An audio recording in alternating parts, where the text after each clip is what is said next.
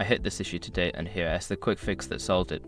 If you're looking to silence those constant notifications from Mercado Pago, follow these simple steps. Step 1. Open the Mercado Pago app. Launch the Mercado Pago app on your device. This is where you'll manage your notification settings. Step 2. Access settings.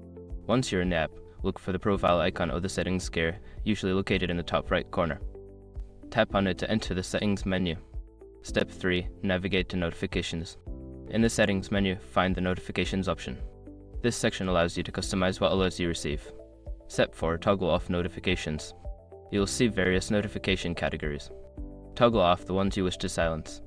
For example, you might want to disable transaction alerts to reduce interruptions. Step 5. Save changes. After adjusting your preferences, make sure to save your changes. Look for a Save button at the bottom of the screen to ensure your settings are applied. Now you should be all set to enjoy a quieter experience with Mercado Pago.